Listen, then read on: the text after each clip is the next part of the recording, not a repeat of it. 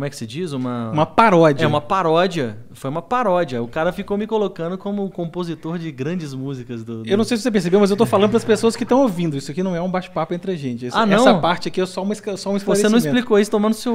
Opa, não. Eu esqueço que no podcast não pode falar palavrão. Pode falar palavrão, tá marcado lá como adulto. Depois, explica, né? Não, eu marco como adulto e foda-se. Então vai tomar no cu, explica os negócios direito. Vamos lá.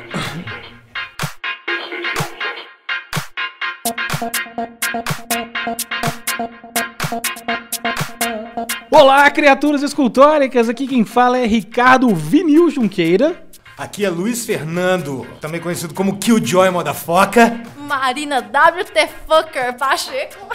E aqui é Igor Rotocast Gosling. E hoje, Ricardo, nós estamos com dois convidados, assim, ilustríssimos. Maravilhosos. E cheirosos e cremosos.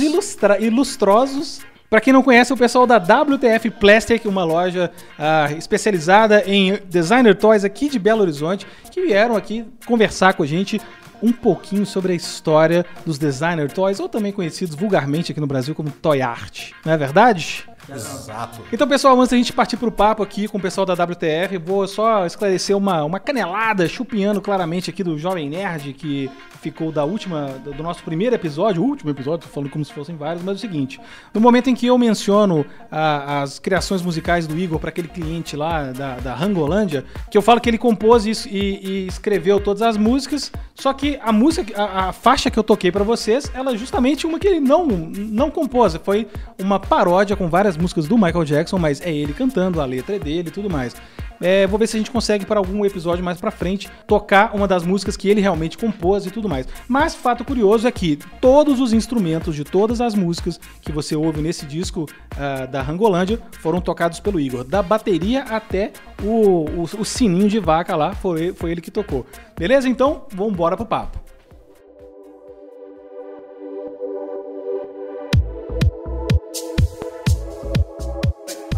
Então vamos lá, então vamos começar o papo incrível, maravilhoso. Primeiro eu gostaria que vocês dois, Luiz e Marina, falassem um pouco o que é a WTF, de onde que vocês vêm, como que vocês são os caras que entendem tudo, que sabem todos os nomes de todo mundo do universo de designer toys aí, como é que é?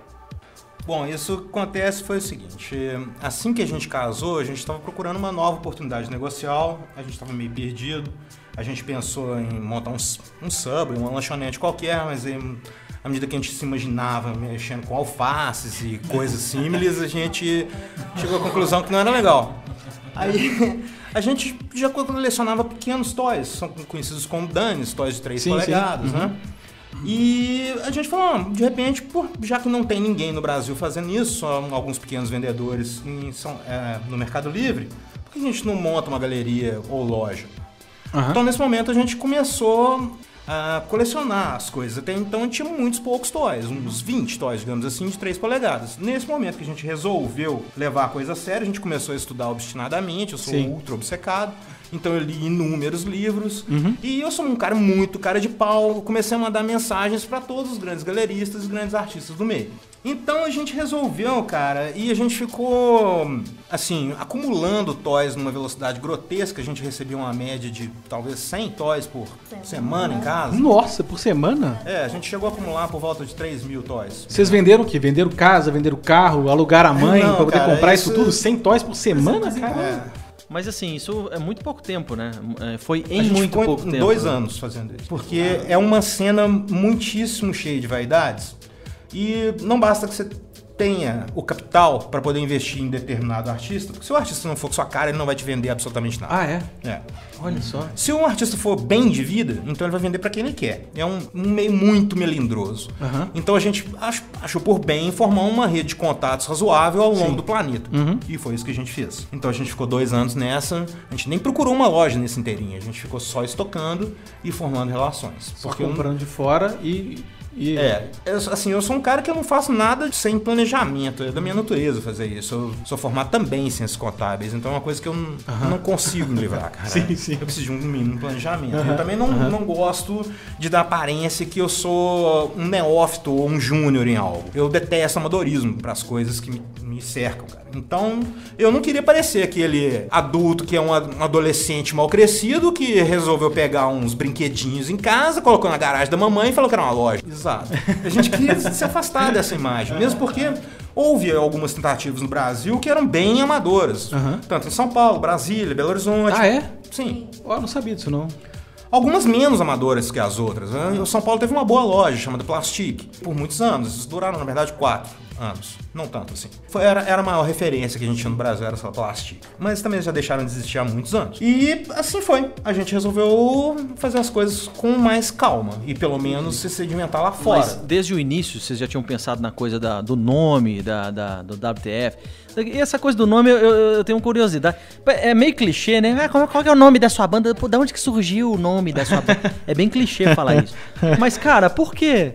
O que acontece? A gente queria... Eu sou fanático com o Levitt, aquele coelhinho do Frank Cosby. Eu realmente adoro aquele sculpt. Eu acho um sculpt liso, sem detalhes, ótimo para customização. Você prega qualquer massa de escultura ali e você transforma em outra coisa. Então a gente tem um Levitt, por exemplo, tem um rosto bastante humanoide, com pele, com os ranhuros da pele, etc. Bom, de qualquer forma, então, a minha ideia era que o lugar se chamasse The Levitt Hole. Só que tem um customizador amigo nosso, o Carson Caitlin, que é muito amigo do Kozik. E chegou a comentar com ele na SDCC que a gente estava pensando com esse projeto e queria abrir uma loja com esse nome. Pra quem não sabe, a SDCC é San Diego Comic Con. Bom, aí ocorre que o Kozik falou, olha, eu não tenho absolutamente nenhum problema com isso, ficaria muito honrado. O problema é que a marca já não é mais minha. Ixi. Eu vendi pra Kid Robot. E nessa época a gente ainda tinha um relacionamento razoável com algumas pessoas da Kid Robot Incorporated, que é a matriz, Sim. não lojas. Mas eu achei por bem não tentar envolver eles, né? Não colocar um negócio dentro do vespeiro.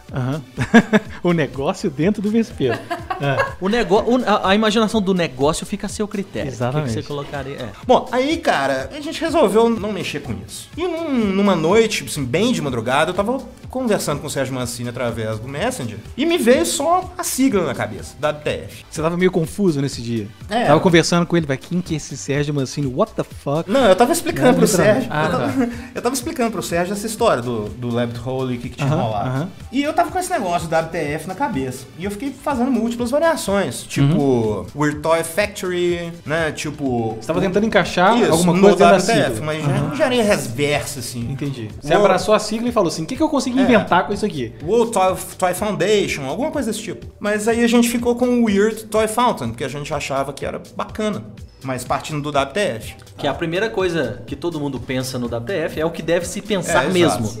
A intenção era essa, né? A ideia era essa. E como o mercado da gente ainda continua sendo muito centrado, infelizmente, fora do Brasil, a gente queria uma coisa que tivesse esse apelo internacional, para que a gente não colocasse um nome, por exemplo, Galeria de Vinil. Isso soaria bem para os brasileiros. Ou então gente, Casa do Toy Art. Casa do Toy Art.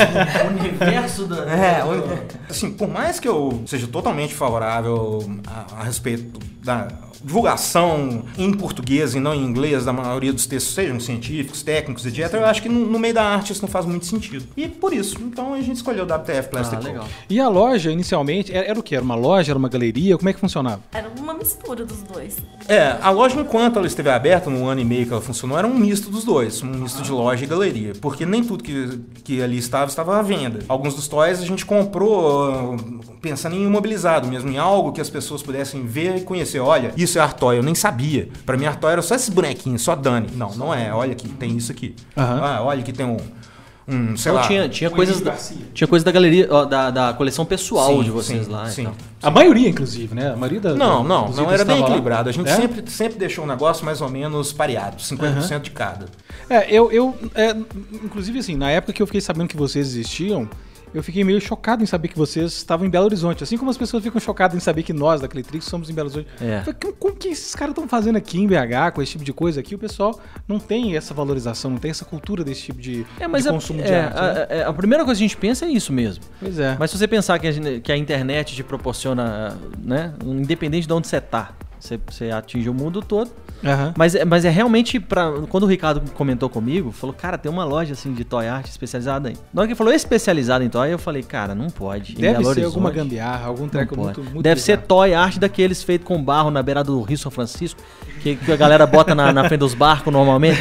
Chama vulgo carranca, exatamente. Isso é um dos problemas, é esse, porque Belo Horizonte é extremamente provinciano. De uma forma ou de outra, o pessoal que consome essa arte é um pessoal mais afeito a street art e coisas como grafite, rock and roll, né? A cultura do rock and roll. Sim. E, cara, infelizmente as pessoas hoje, ou elas têm 16 anos e nenhum dinheiro pra consumir isso, ou elas já têm aproximadamente minha idade, eu tenho 45, e, cara, não estão sabendo que existe algo dessa natureza. Os apreciadores desse tipo de arte, né? Arte que essa arte existe sequer. Sim. Não é? Mesmo porque isso, muitas vezes eu já tratei desse assunto com outras pessoas, com teóricos da arte, inclusive. Parece que no Brasil, no período da ditadura militar, a arte pop foi deliberadamente limada do público brasileiro. Foi proibido, assim? Foi dificultado o acesso, ou dificultado o acesso, ou efetivamente censurado. Entendi. Né, quando não censurado. Muito por isso, os Estados Unidos fez sim, isso não pode parecer teoria da conspiração, mas não é. Os Estados Unidos fez questão de disseminar o Jackson Pollock ao redor do planeta. Sim. Não só porque ele representa aquele ideal de liberdade, de um cara despirocado mandando umas tintas na tela sem menor forma. Malucamente. Isso. Né, em oposição ao neoclassicismo, algo que seja oposto a isso. Sim. Isso sobrou pra gente, infelizmente. Então, o Brasil ficou sem. O Brasil ficou sem a pop art extremamente focada em arte abstrata. Tanto que a única coisa que você vê na cidade é triângulozinho, quadradinho, né? Exatamente. Pra todo lado tem essa porra. Pô, mas as pessoas procuram quadros como objetos de decoração. Eu quero um triângulo vermelho, cara. Vai bem com o meu sofá. Então a gente não teve Andy Warhol, a gente não teve Liechtenstein, a gente não teve nada disso no Brasil. As pessoas não sabem quem foram esses caras. E toda a arte contemporânea que presta é derivada disso. Porque a arte contemporânea é um porre, convenhamos. Não é? Sim, o cara me coloca um cinto pregado na parede e me fala que aquilo é arte, né? Como que começou essa onda de designer toy? Veja bem, isso eu tava conversando com o Igor mais cedo, você não participou dessa conversa. É que eu sou funcionário aqui na Claytrix, eu tava arrumando as coisas enquanto o chefe tava conversando com vocês. Exatamente. Há um certo dissenso com relação a essa coisa, Ricardo, né? Não é ponto pacífico. Então, o que eu tava explicando pro Igor é que, em última análise, se você olhar os toys feitos em Rotocast, ou seja, de vinil oco, eles começaram na década de 60, 70, com Godzilla. Sim, sim. Então, começou, na verdade, com isso, com Kaiju. Só que isso não era atrelado à atual cena. Apesar de hoje circular no mesmo meio, as mesmas pessoas, quando surgiu com o Michael Law, digamos assim, vamos colocar o Michael Law em 96, ele me pegou um G.I. Joe, que é o equivalente ao Falcon nosso, e fez umas roupas bem modernas, bem streetwear. Bem skatistas mesmo. Bermuda, com skate, de fato. Bermuda, piercing. Isso década de 96 que você falou, 96. né? 96 era o auge do movimento grunge, né? Isso, exatamente. E ele é um cara bem rock and roll. O que acontece? O Michael Law, ele é filho de lavradores, é um cara de origem muito simples. Então ele não teve uma educação formal no mundo das artes. Ele foi com uns 19 anos pra Hong Kong. Lá ele conheceu esses caras de uma banda de hip hop completamente maluca, que chama LMF. Então ele fez uns toys pra esses caras, fez umas peças de marketing, etc. Esse foi o começo dele. Mas em 96 foi que ele e o Eric Soul, os dois fizeram isso no mesmo. O Eric Soul era amigo pessoal dele. No mesmo ano, em 96, eles pegaram esses Gardner e customizaram 100 deles. Com esses Falconzinhos lá, com esses G.I. Joe, e eles customizaram todos iguais? Sem iguais ou cada um deles? Eles refizeram todas as cabeças. Os caras tiram a cabeça, esculpem e pregam de novo. Sim, mas aí eles customizaram todos com o mesmo modelo ou cada um era uma roupinha diferente? Eram 100 personagens diferentes, com 100 nomes diferentes. Legal demais. Entende? Agora, o começo é normalmente jogado para 99 por isso, porque em 99 ele pegou esses mesmos Gardner e fez uma série de vinil de 6 polegadas em Rotocast. Eram 100. E com roupa, com tudo? Alguns deles tinham roupa, inclusive, de tecido. Mas a maior parte não, era vinil. Já era direto no vinil. Eles têm 6 polegadas, eles são pequenos assim. Eu posso trazer um programa para vocês terem uma noção mais ou menos do que é. Esses toys valem uma fortuna. Esses de 96 especificamente, no eBay tem um há mais de 2 anos que o cara tá pedindo $30 mil. Eita. Ele vale isso, tá?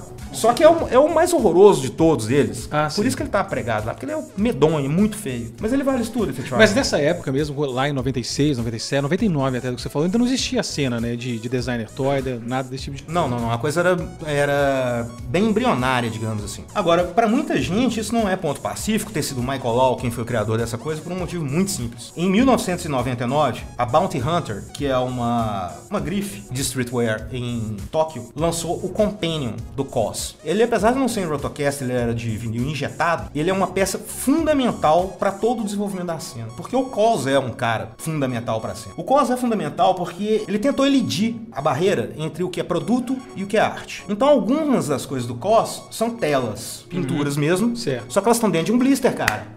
Como se fosse um produto. Entendi. Dentro de um blister com um cartão furadinho que você coloca na parede, o blister. Imenso, velho. Desse tamanho, não tô falando de coisa pequena. Tem pequenininhos também, mas umas coisas grandes, Pô, que ideia legal. Um blister animal. Então o cara, ele é muitíssimo importante por isso. Porque ele pegou todos os conceitos de Warhol em elidir o que seja produto, o que seja arte, sendo mais importante a apresentação daquilo, para que seja arte. E ele foi com essa noção.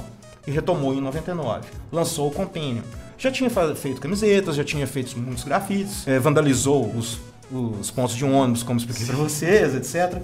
Mas em 99 saiu o Companion. Conta essa história do ponto de ônibus de novo aí. Bom, a história do ponto de ônibus é assim, o Brian, o nome dele é Brian Donnelly, ele devia ter, se não me engano, uns 18, 19 anos, muito novo. Ele numa noite em Manhattan, ele lá tem uns pontos de ônibus, onde na lateral tem umas peças publicitárias, né? Igual hoje em dia tem aqui no Brasil, igual hoje em dia tem aqui. São presas dentro de uma moldura de vidro com cadeado. Com cadeado, exato. Em Belo Horizonte agora tem alguns pontos assim, sim, né? Já tem alguns anos que tem aqui, assim, em São Paulo também, assim, também. Nem sim. todos não, mas tem... Curitiba tem uns tubulares fechadinhos, bonitinhos. Lá dentro tinham essas peças publicitárias de Calvin Klein, Chanel, das grandes grifes de preta-porter no mundo. Sim. O camarada, numa noite, ele saiu, ele abriu todos os cadeados, tirou... Como ele abriu esses cadeados? Provavelmente ele... ele arrombou os cadeados? Sim. Entendi. Eu achei que tinha alguma... Não, ele foi na prefeitura de Manhattan, pediu a chave.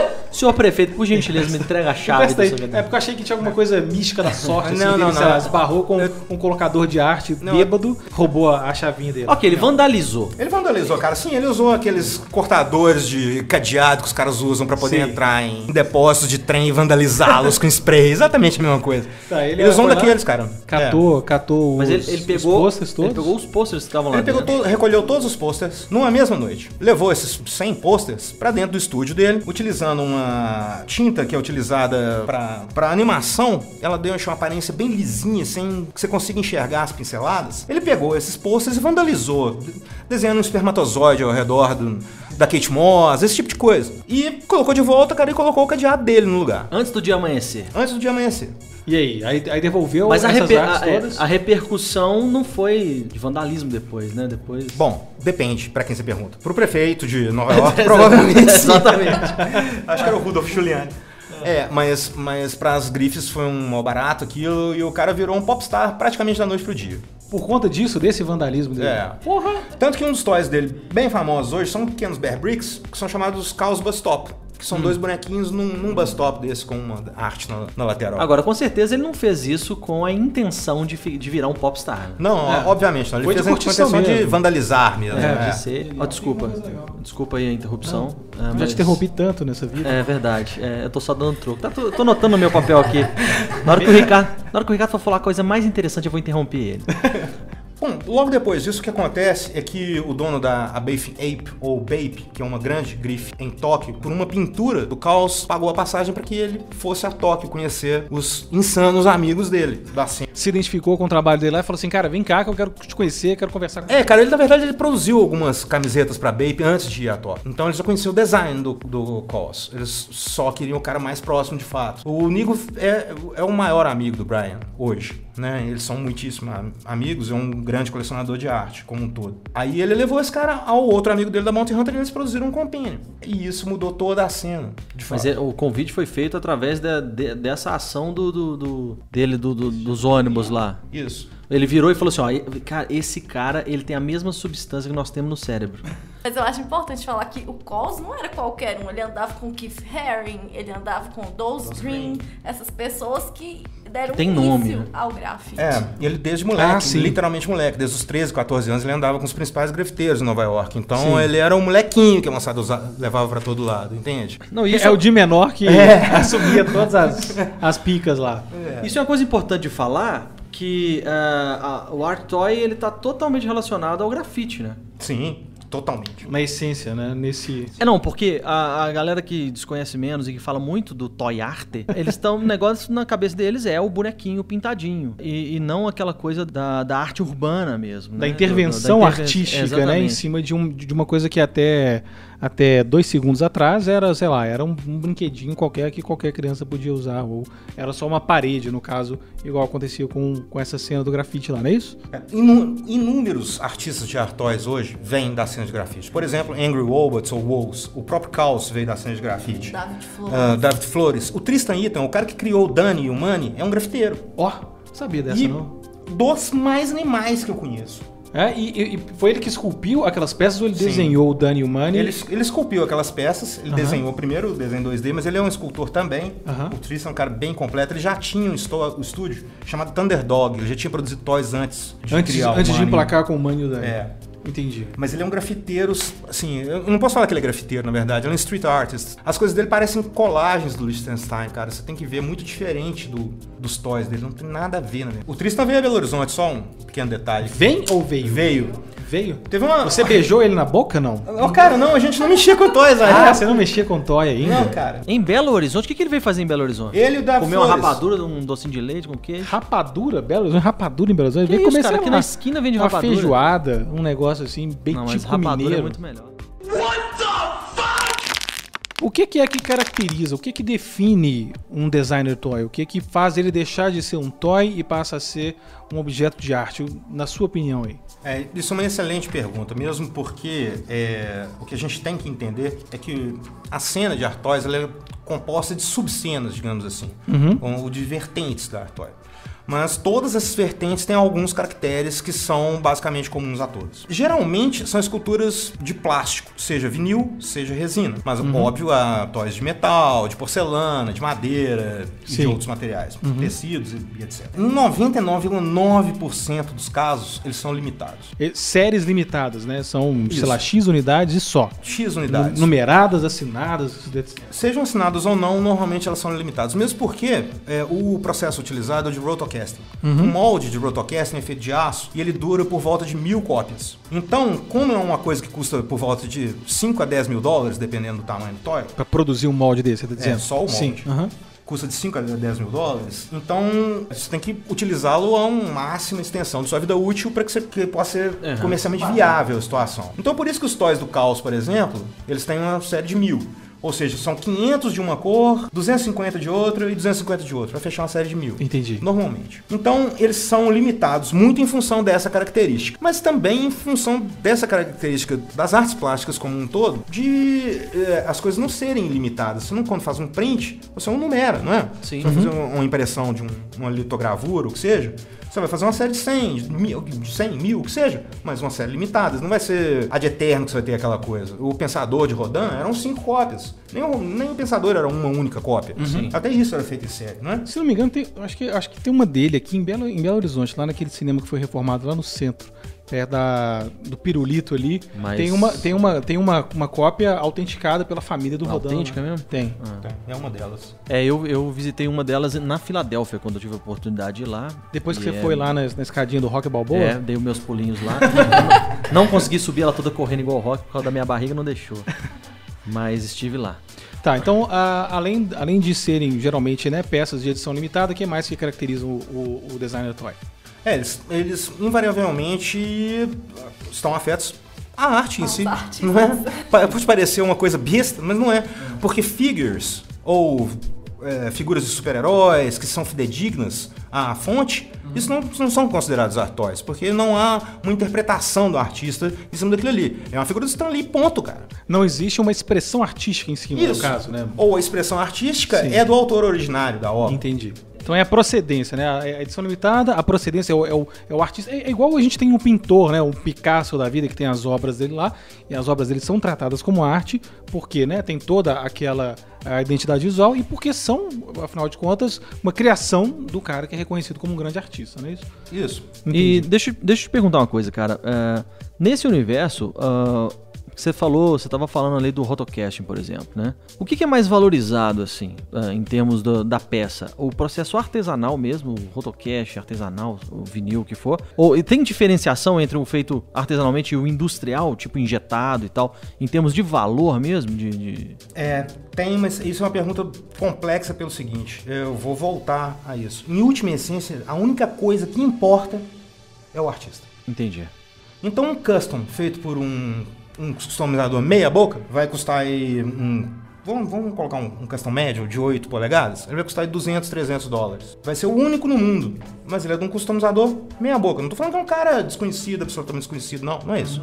Um customizador razoável. Um toy do Caos, que foram feitas 1000 cópias do mesmo tamanho, vai te custar entre $1.500 e $2.000. A questão não é em si o meio de produção, o processo. É a chancela do artista. Né? É a qualidade artística em si, cara. Entendi. Porque provavelmente se ele for um customizador realmente bom, diferenciado, digamos assim, um dia ele vai chegar até o seu próprio toy de produção e esses toys que ele customizou no início da carreira vão valer uma fortuna. Isso aconteceu com o Wolves, por exemplo. Com quem? O Angry Robots Wolves. É um havaiano.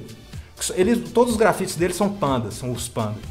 E além dessas características, geralmente serem edições limitadas, né, e da importância da origem do artista que está criando aquela peça e tudo mais e tal, eu percebo também que existe muito o traço de que a maioria dos designer toys, eles têm geralmente uma temática adulta. Sim. Legal demais. E tem também a questão do colecionismo, né? Como é que é? Vocês que já tiveram loja, que ainda tem loja, né, de designer toy, quais são os hábitos dos colecionistas disso? Como é que é? Tem os colecionadores, mas no nosso caso a gente não serve muito de parâmetro, porque a gente teve realmente que pegar tudo que existia um pouquinho para poder mostrar o que era. Dependesse da gente, com certeza a gente ia focar em alguns artistas específicos, e é isso que normalmente acontece. Até o Funko? Eu tenho uns 3 Fuck No lá em casa, cara.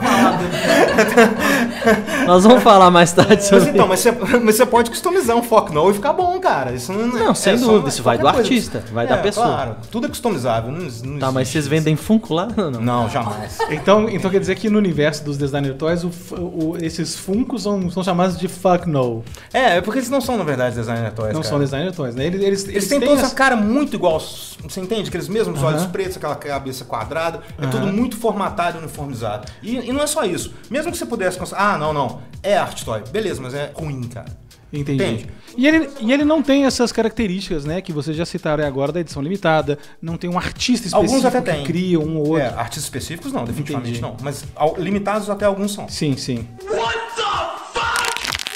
Cara, e como é que são geralmente, em que tipo de material que a gente encontra geralmente esses designer toys? Como é que é? Isso depende muito da tiragem. Então, o que acontece? O vinil ocidental, ele é feito nessas tiragens médias que eu expliquei pra vocês aí por volta de 1000.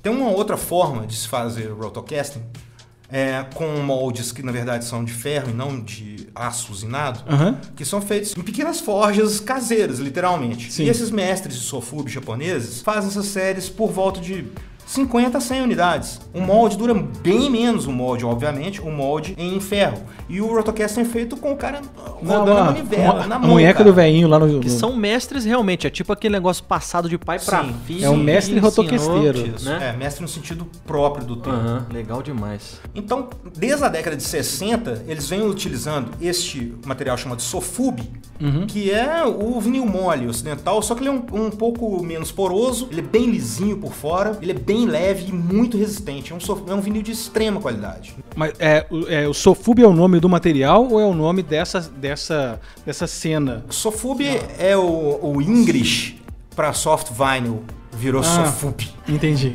É tipo... basqueteboro. Porque a língua japonesa atual, ela principalmente depois da Segunda Guerra Mundial, ela sofreu uma influência muito grande dos americanos, né? Inclusive, softball e beisebol são dois softwares, são dois esportes que foram absorvidos pela cultura japonesa muito fortemente posteriormente, né, à influência americana, da invasão americana durante a Segunda Guerra. Então faz sentido, né, esses nomes serem traduzidos assim. Então, a gente considerando que esses tenham sido os primeiros, por volta da década de 60, 70, os kaijus em Sofub, esse é o principal material utilizado para se fazer rotocast. Não é impossível fazer resina em rotocast. A gente tem várias peças de resina em rotocast. Mas essas também são séries menores. Normalmente resina é um material bem mais caro que vinil. Com certeza. Né? A gente usa vinil porque é um material muito barato, leve, ou seja, você pode mandar para o planeta inteiro sem ter uma peça pesadíssima. 5, 6 quilos, É muito menos rígido, a resina é muito mais quebradiça, exatamente isso. Mas resina é muitíssimo utilizada, normalmente por fábricas menores, que fazem tiragens menores. A questão não é qualitativa exatamente, mesmo porque algumas coisas você só consegue com resina clear, no caso. Né? Você não consegue um vinil clear que não tenha bolhas ou que não tenha o movimento do vinil em rotocast, cara. É como se fosse uma onda dentro do... Aí na hora que ele... Quando ela cura... Acabou, fica ondinha. Fica a gota ali, aquela gotejada. Exato, ele não fica perfeitamente liso. Embora existam, né, peças de vinil translúcido, elas não são cristalinas como são as de resina, não é isso? Isso. E, bom, de novo, o Sofube japonês translúcido, ele não tem bolhas, ele não tem esse efeito de onda, ele não tem absolutamente nada, ele é perfeito. Eu não sei como eles fazem. Japonês, cara. Os japoneses são impressionantes em tudo que fazem, realmente. Bom, e todos os outros materiais, madeira, metal... absolutamente topo de linha hoje são feitos de cerâmica, na verdade. Entendi. Mas o mais comum, realmente, a gente vai encontrar o vinil. Né? E aí, aproveitando que você falou Sofube aí tantas vezes, eu lembrei que você já tinha falado antes também dos kaijus, né? E aí, como é que é? A gente consegue dividir isso em categoria? Como é que é? Tem, você nunca assistiu aquele filme lá, não? Tem várias categorias Pacific de kaijus Rim? Lá, né? Pacific Rim tem os kaijus. Pacific Rim. Mas se pá... Categoria 7 é a mais violenta. Mas deve ter a ver. Kaiju deve ser, tipo, em japonês, kaiju deve significar, sei lá, monstro gigante. Exatamente. Deve ser alguma coisa assim. É isso mesmo? Monstro. Tô chutando, mas é mesmo. Que loucura, velho. E então, na cena de Designer Toys, quais são essas academias de raiz aí, essas subcategorias? Como é que elas se dividem? Então, o que a gente chama de Urban Vinyl é uma derivação basicamente norte-americana da cena, né? Sim. Então, Danes, Manes, essas plataformas, o Metal, do James Metal, foram todas derivadas dessa coisa que a Kid Robot aprontou há uns 15 anos atrás, mais ou menos. Os kaijus, Sofube, é a mesma coisa ou não é? Eles são diferentes? Ou no que eles são? Tem uma cena norte-americana de kaiju, só que eles são muito diferentes dos japoneses. Eles são bebês toscos, com suturas e com a cara com verme saindo, umas coisas mais ocidentalizadas mesmo. Mas ainda assim são kaijus. O Paul Kaiju, por exemplo, que é californiano, é um cara que vende quase toda a produção dele pro Japão. Os japoneses, eles vêm chupando o kaiju americano, internalizando. Mas tem uma cena de kaiju muito grande na Califórnia. E ela nasceu, na verdade, bem depois do que nasceu no Japão. Ela nasceu depois que o vinil urbano começou a ser difundido nos Estados Unidos, e não na década de 60, 70, como no Japão. E o que são os blanks? Igual que você citou o Manny e o Dani novamente, aí eu lembrei que eles são considerados blanks, né? Por que são chamados de blanks e como é que é isso aí? Eles são chamados de blanks porque são toys em branco, como se fosse uma tela tridimensional para que você possa customizar. Então há inúmeras dessas plataformas. Os primeiros realmente foram Dani e Manny. Hoje em dia, né? Tem vários, né? Tem vários, sim, mas normalmente eles são todos de vinil. E tem de todo tamanho e preço, obviamente. Eu mostrei pro Igor aqui mais cedo o pó da Corse, que é uma dupla de alemães, que ele custa por volta de $200. O Blank dele. Ele é todo branco, né? Bem poroso, que é para que você possa passar um primer e não ter problemas. Normalmente, Blanks, eles não são lisos. Inclusive, criaturas, eu tô colocando linkado no post desse podcast lá na nossa página, uma apresentação que a gente fez ano passado sobre Toy Art, que tem mais ou menos essa timeline de tudo que a gente tá falando aqui, e tem inclusive falando aí dessas referências de Toy Art no Brasil, que é o Bicudo, do Rui Amaral, e o Paleolito também, do Ismael Lito, tem lá contando um pouquinho da história, etc. Então vai lá no nosso site, creatrix.com.br/blog e veja lá, caça lá podcast e cata o post desse episódio aqui, que vai ter um PDFzinho pra você baixar direto lá. Aproveitando que a gente tá falando de Brasil, existe algum nome desses brasileiros que pegou, que ficou reconhecido internacionalmente? Cara, sim, tem 3 caras em São Paulo, eles têm um coletivo chamado Red Mutuca. Esse coletivo, ele reúne alguns dos caras, dos principais customizadores do planeta. É mesmo? O Sérgio Mancini, hoje ele tá morando no Chile, ele não tá em São Paulo mais, mas ele customiza desde o início. E ele ganhou 4 ou 5 concursos no Kid Robot como melhor customizador do planeta. Então, em resumo, em 2012 ele ganhou o primeiro Toy toy de produção dele, chamado Blueprint. Um toy bem foda. Metade dele é uma planta azul, por isso que eu chamo Blueprint, e a outra metade ele é acabado. A gente tem um custom, esse de 8 polegadas. Então o Sérgio ele atingiu uma projeção mundial, na verdade. É um designer muitíssimo reconhecido lá fora. Mas ele é reconhecido como um customizador? Como designer. De plataformas? Também customizador, sim. Entendi. Mas ele tem alguma escultura que é autoral dele? É alguma esse peça? que ele falou? Não, ele tem... Isso que eu tô te falando. O que acontece é que a Kid Robot, ela lança anualmente algumas séries de dances, né? Congregando uma série de artistas. Entendi. Eles mandam... O cara se inscreve pra participar nessa competição mundial aí, do melhor coisa de todos? Esse de 2012 foi isso. Sim. E aí ele ganha, e aí o design dele é produzido numa série limitada pelo pessoal, exatamente. É isso? 3, 4 mil. Entendi. Então, eles são vendidos em blind box, uma coisa que depois... sim, nossa, é legal demais blind box. Então, esse primeiro ele foi vendido em blind box. E logo depois ele teve 2 outros danos de 3 polegadas, em outras diferentes séries. Que também foi vendido na caixa Sega. Exatamente. Caixa cegas. Sendo que o detalhe... Nós estamos falando de Toy Art. Toy Art e Caixa Sega. Da Caixa Sega. Eles têm diferentes proporções, né? Então, esse último que o Sérgio produziu, ele tem uma proporção tipo assim, 1 por 60. Significa que ele custa $300. E o preço de custo dele é 15. Entende? Porque ele, a cada 4 caixas tinha um dele, cara. Ah, entendi. A cada 4 a caixas proporção... de 20... Entendi. É 1 por 60 isso. Entendi. É a proporção dele. Então o Sérgio... Esse 1 por 60 é a sua proporção de sorte de tirar aquele modelo específico, né, dentro do blind box. É por isso que eu não gosto de blind box. A Hot Wheels faz isso às vezes e me deixa enfurecido. Porque eu vejo o cara que tirou o que eu queria, não tenho condição de comprar, porque tá tudo... O cara que tirou o que você queria, ele tira 3. Não, pois é. Ele tira 3 do que você exatamente. queria. Depois bota no Mercado Livre vendendo absurdamente. É isso que a gente fazia também. A gente comprava 4 caixas fechadas, abria. E quem que são os caras desse coletivo que você falou aí? Então, aí o Sérgio Mancini, ele teve por muitos anos um principal aprendiz chamado Igor Ventura, que é diretor de criação. Que é o rapaz simpático do nome bonito, né? Exato. É um cara muitíssimo bom de serviço, cara. Normalmente esse nome leva um talento junto. Esse cara é absurdo. Ele pega toys de 3 polegadas e usa um pincelzinho que tem um fio, cara. Sabe daqueles... Cacete, tipo um fio só mesmo. Um fio de cerda, né? Literalmente, uma cerda. Ele usa uma lupa, claro, mas ele pega um toy de 3 polegadas, desenha a pupila e o reflexo da luz batendo em ambas as pupilas. Esse tipo de cara. Pinstriping total, né? Que chama essa técnica de pintura. E ele era o principal aprendiz do Sérgio. O Igor foi e pegou um outro aprendiz chamado Luiz Unreal. E assim vai, esses caras vão passando essas coisas. E também é um nome legal, né? Muito legal. Pois esse nome eu pessoalmente acho mais legal que o pois é. É questão de gosto. Claro.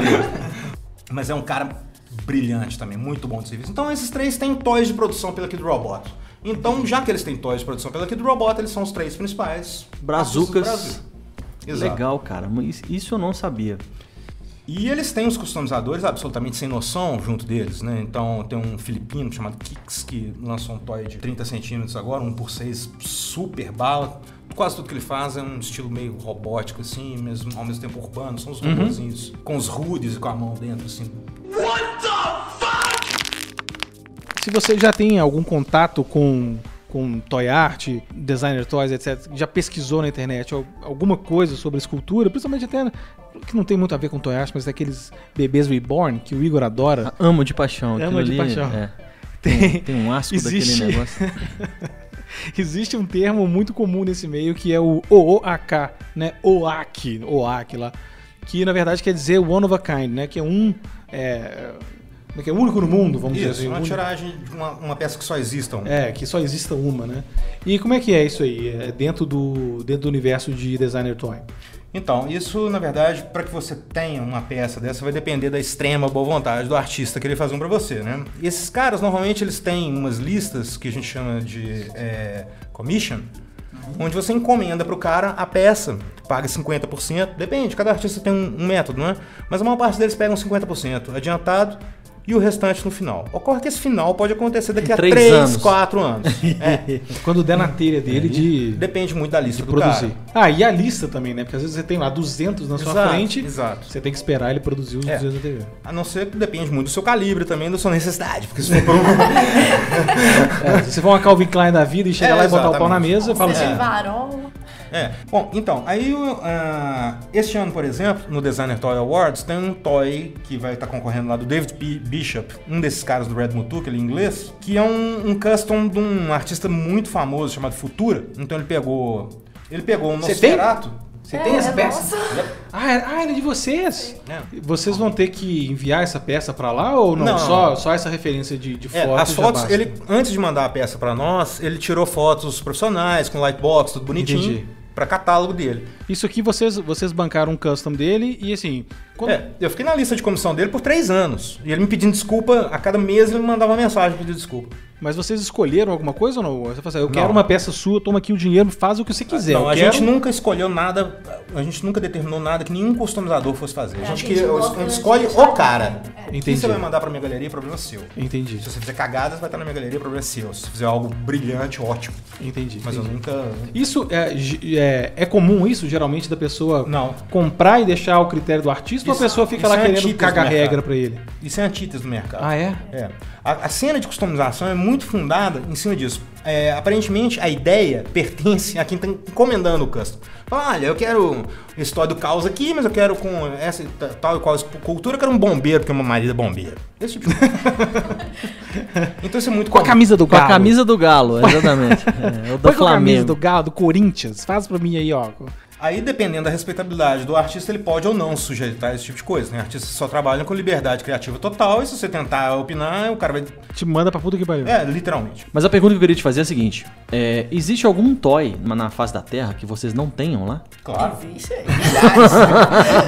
Milhões deles, cara.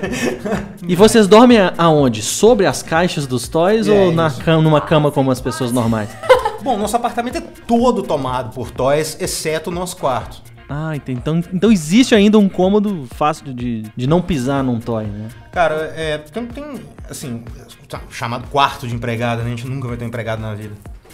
Completamente tomado de toys até o teto. O quarto de hóspede também, hóspedes vai ter que dormir na sala. O quarto do neném, o que seja. Vocês não sabem mais o Luiz e a Marina, eles moram num triplex no Belvedere aqui, pra ter ideia da quantidade de toy que tem empilhado lá. Só que não. Não, um apartamento 180 metros quadrados. Não, tem 100 metros quadrados. Um apartamento pequeno. 480 metros quadrados. Ele tem 100 metros quadrados, cara, mas pra quantidade de toy que a gente teve que voltar pra casa uma vez que a gente fechou nossa loja física. Foram chorando pra casa, abraçados. Quanto mais que tem toys, um Bear Brick 1000... Tamanho de um frigobar. Maior que o frigobar. Isso tá dentro de caixa lá na sua casa? Tem uns 10 desses, né? Porque a gente tem toys de 20 polegadas, a gente tem vários. Isso não dá pra confiar de deixar em depósito de segurança nem ferrando. Sem chance. A gente tá com a oportunidade, uma amiga nossa quer que a gente coloque, ela tem chamar de salão, é até sacanagem, né? Mas é um salão, em última essência.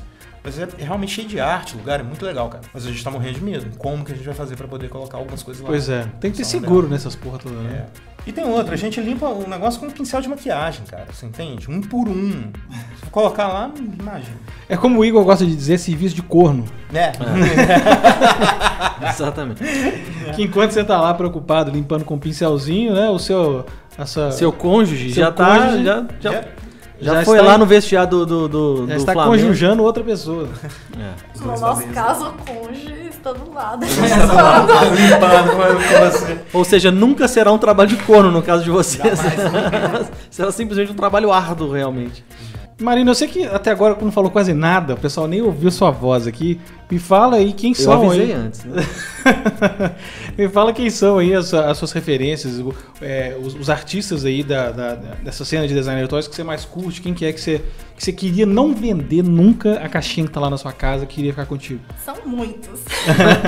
Quase todos. Mas qual que é que assim, seu apartamento tá pegando fogo, você deixa o Luiz amarrado na cama, mas você leva essas caixas lá. Já aconteceu ainda o vizinho, o apartamento dele pegar fogo. Você tá de sacanagem. E a gente acorda de madrugada e eu falo com o Luiz, o que eu pego? O que eu pego? Nada. Vocês têm que ter isso pensado já, gente. Your ass! And run, Forrest, run!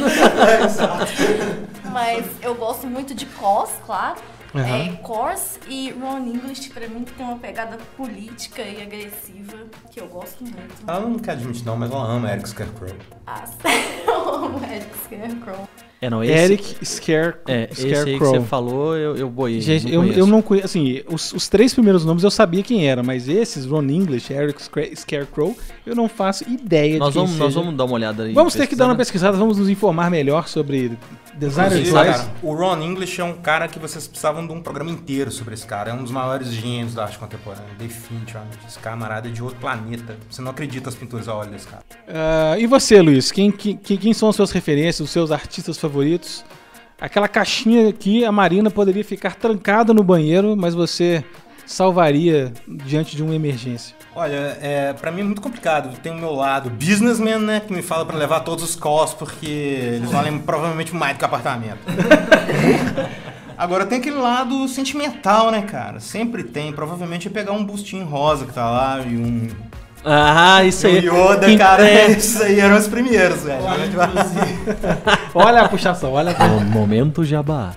Que inclusive, assim, um grande nome da cena toy art brasileira. Você citou alguns, mas eu sei que você ficou meio envergonhado de porque é uma questão de tietagem, né? Quando você fala da pessoa que você mais admira, rola uma tietagem, uma coisa meio insana. Mas existe uma galera aí chamada, né, de um estúdio chamado Claytrix, que produz uns toys também. Incríveis, uma quantidade sensacional. São assim, são séries limitadas a 2 unidades. Exatamente. Né? E elas não são nem vendidas, são doadas para as pessoas. Elas têm que fazer porque ninguém nesse planeta tem só condição de pagar o preço desses caras. Não, mas tirando essas peças que você fez por merecer aqui da Claytrix, quais que são as referências internacionais, os artistas aí que você... Não, eu vou te interromper de novo. Só te falando que depois desse comentário seu, viram outras, tá? Viram outras. Claro. Merece, agora merece. Mas continue. Bom, gente, então, assim, eu teria que dividir entre os customs, que são normalmente artistas muito próximos a gente, então são os customs do David Bishop, do Sérgio Mancini. Eu quero saber quem que é o cara que, se você esbarrar com ele no aeroporto, vai ficar igual criança. Você assim, beija, sem falar nada. Assim, sabe, de perder, não saber o que você fala, de não saber onde põe a mão. Eu quero saber esses caras. Ron English, eu sou muito fã desse cara. Ron English, o Sivuca com fome. Ron English. Quem mais? É um cara muito engajado, ele é politicamente muito forte, sabe? É um cara agressivo, assim, do perfil estúpido. É um cara que... Você se identifica muito com essa pegada dele, bastante. Então? Porra, legal demais. Tem mais algum outro nome? Cost, claro. Brandon, né? Cara, mas é porque é complicado, assim, pra falar a verdade, de todos esses caras que a gente coleciona e que a gente citou aqui, o único cara que eu não tive contato nenhum até agora foi o Cost. Contato, assim, direto, de mandar e-mail, de conversar no Skype, etc? O resto todos você já conhece, pessoal. Pô, nós estamos andando com as pessoas erradas, Igor. Na verdade, agora estamos aqui diante das pessoas certas. As pessoas certas, exatamente. A gente amarra o nosso Kids do Luiz e da Marina. Eu sou cara de pau mesmo, de mandar mensagem pro Ron English, Dave Flores. Aqui, cara, eu sou fã dessa arte, amigo. O legal desse meio é que os artistas não são arrogantes. Nada assim, arrogantes. Eles te respondem. Igual a Claytrix. A Claytrix responde todo mundo. A gente não é arrogante. Tá faltando a gente virar artista de toy art agora também. Cara, isso é muito fácil. A gente tem que dar um jeito nisso, aliás, não é? Artistas de toy art, se vocês são. A gente precisa agora descobrir o mercado, né? What the fuck? Mas, cara, uma última coisa aqui que eu queria saber é o seguinte. A galera que acompanha a Claytrix, o número de pessoas que são extremamente interessadas em toy art é pequeno, obviamente, mas eu diria que ele é pequeno muito mais baseado na questão da falta de informação mesmo. De saber que existe, né? De saber mesmo Mas é porque quando o cara vê determinadas customizações, nos grupos que a gente tem lá de discussão no Facebook, o cara às vezes posta uma imagem, olha que legal isso aqui, você vê que é um negócio que atrai a pessoa, mas a falta de conhecimento sobre o assunto impede, às vezes, leva ele mais pro lado do Incrível Hulk e do Wolverine do que qualquer outra coisa. Porque aqui existe muito essa confusão de que o toy art, na verdade, é um formato, é um tamanho, é um padrão não... Tem que ser uma plataforma. Exatamente. Não tem absolutamente nada a ver com isso. Isso é só um detalhe. Pra você que só pinta lá o seu Dani, o seu Manny com a cara do Kratos, isso aí não é necessariamente um designer toy. Mas, de novo, isso é muito relativo. Você não vê aqui o custom do camarada que tá concorrendo ao Designer Toy Awards? Sim, é verdade. Não tem verdade. 1 grama de sculpt aqui, é só pintura. Mas, de novo, eu devo bicho. Tem o nome do cara por trás, né? Eu tô falando isso pelo seguinte, na sua opinião, você acha que o interesse pelo Designer Toy no Brasil é crescente ou isso tem um futuro maior para surgirem novos nomes de bons designers de toy no Brasil ou não? Você nessa atual conjectura? Olha, na verdade não. Eu acho que é decrescente hoje. Eu acho que a gente está perdendo os maiores valores que a gente tem para fora. Como eu disse, o Sérgio Mancini foi pro Chile. Então esses caras estão saindo. Ou estão parando de customizar. Mesmo porque a cena de customização lá fora deu uma arrefecida. Então a cena de customização está sumindo não só no Brasil, sumindo lá fora. E isso é um reflexo dessa coisa aqui. O mercado vem flutuando ao longo dos anos. Ele está em flagrante retração no momento, lá fora. Então, obviamente que a gente tem problemas que são exponenciados aqui no Brasil. A gente, quando a primeira vez que a gente viu Art Toy, a gente teve um choque estético. A gente falou, que porra é essa, cara? Como é que eu nunca vi isso aqui na minha vida? Não é que eu sou um cara imbecil e alheio às artes, não. Eu sempre fui viciado em cinema, viciado em artes plásticas, em tudo isso. Como é que eu não conhecia isso aqui, cara? Como é que ninguém falou que você estava na minha frente? Culpa é de quem? Culpa de quem que eu vou meter a mão na cara? Vou botar a mão na cara de alguém, cara. Uma opinião aqui. Eu acho, assim, que o brasileiro, ele tenta reduzir o conceito de art toy à customização. Por exemplo, crie sua própria plataforma. Nenhum artista, eu nunca vi nenhum artista criando sua própria plataforma. Assim. Tirando o Tristan criando. Não, mas os artistas sérios, eles desenvolvem plataformas sim, mas eles demoram anos desenvolvendo essa plataforma. É uma coisa muito séria. É uma plataforma que tem que ser muito versátil, muito fácil de customizar. Ela não pode ser cheia de detalhes, ser busy, como a gente fala. Você não pode ter um scope cheio de detalhes, como não deixar criar em cima daquilo. Não, exatamente. Quanto mais elementos você coloca na criação de um design de um toy, mais você limita a customização, né? Exato. Por isso que o Money era tão bem quisto, você entende? Porque na verdade um boneco tem uma cabeça completamente redonda, né? Quase esférica, com aquelas orelhinhas de macaco, mas ele te permite 1000 variantes daquilo ali. O Dani menos, porque ele tem aquelas orelhas de coelho, então já é um sculpt um pouco mais detalhado. Ainda assim, os caras conseguem se lidar bem. Mas coisas tipo Huck D fez agora, que ele chamou inclusive de The Blank. O nome do negócio é Blank. Não tem outro nome. É uma caveira, um bonequinho que é uma cara de caveira, ele é feito em resina e tal, mas não tem muito que você sair dali. O último show que ele fez para poder lançar esse Blank, todos tinham mais ou menos a mesma cara. A não ser aqueles muito malucos que inverteram o boneco, colocaram de cabeça para baixo e sodomizaram completamente a forma. Você mal consegue saber que tem aquele toy que você acha que tem ali embaixo, é outra coisa, né? Inclusive, eu acho que o toy mais customizável que a gente tem é o Champolo. Nós vamos colocar uma imagem dele aí no 360 do Champolo pra você ver que ele é altamente customizável e ele é nada. E além de colecionável, ele é útil para outras coisas. Você vai ver. Multifunções. Lá vem ideia errada.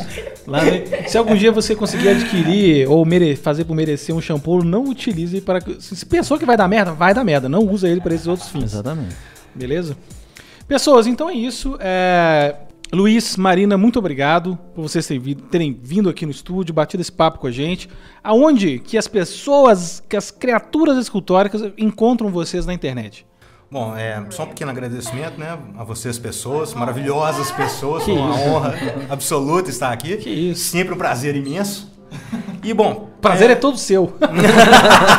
Eu imaginava.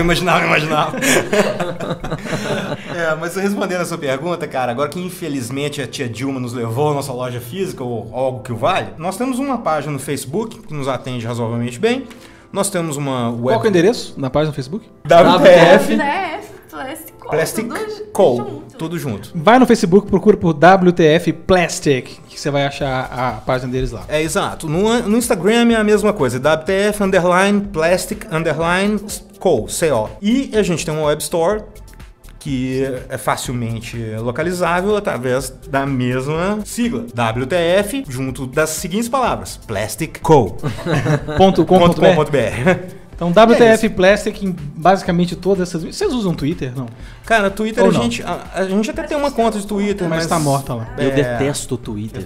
Eu adoro o texto. O Ricardo é o maior twitteiro da face da Terra. Eu não vejo utilidade alguma. Cara, eu acho uma maravilha o Twitter. Então, se você quiser conhecer um pouquinho mais da WTF Plastic, o endereço deles é wtfplasticco.com.br, Co é de company. Tá, acessa lá, vai no Facebook, procura lá por WTF Plastic, que vocês vão achar lá também. Eles têm uma marca que é muito legal, que é um coelhinho maluco pulando. Tuim! É muito massa. Como é que é? É do Sérgio Mancini? Pô, que legal, não sabia. Como é que o coelho pula aí? Tuim! É um coelhinho pulando assim. A gente trocou toda a nossa identidade visual por um toy. E o que a gente leva se a gente esculpir o coelhinho do... Um beijo do Luiz. Ótimo, eu adoro essa barba. Com a barba do Leôncio dele ali, ó. Tá maior que a minha. Maravilha. Então é isso aí, a gente termina aqui mais uma edição do nosso podcast que ainda não tem nome. Se você tiver um pouco de sorte, acessa lá o nosso grupo no Facebook, onde você pode sugerir ou até mesmo votar em outras sugestões de nome para o nosso podcast. O endereço é claytrix.me/grupo FB. Você pede para participar, eu te autorizo, você vai lá e vota, que essa enquete de votação estará no ar a partir do dia 28 de julho de 2016. Você vai poder ajudar a escolher. Lembrando que se porventura se a gente acabar escolhendo algumas das sugestões de vocês, criaturas escultóricas, você vai ter a chance de participar conosco aqui via Skype ou presencialmente deste podcast, quem sabe até de um vídeo no YouTube, não é mesmo, Igor? Exatamente. Então é isso aí. Se você milagrosamente está conhecendo a Claytrix através deste podcast, nós temos também um canal no YouTube que você pode acessar e assinar no endereço claytrix.me/YouTube e a nossa página no Facebook em claytrix.me/Facebook. Gente, muitíssimo obrigado mais uma vez. Valeu mesmo, foi ótimo. Foi extremamente instrutivo, né, cara? Elucidativo? E cremoso. Foi muito bom. Podemos aguardar vocês então no nosso canal no YouTube? Teremos conteúdo sobre Designer Toys em breve? Sim. Com certeza absoluta. Então tá marcado, vamos cuspir na mão e... E fechar. Vamos ver. High five. Fechado. Pega o estilete lá, vamos fazer isso dentro com sangue mesmo, que vai ser mais garantido. Exato. Gente, então tá bom. Muitíssimo obrigado. E... falou e até mais. E até a próxima. Valeu, moçada. Tchau, tchau.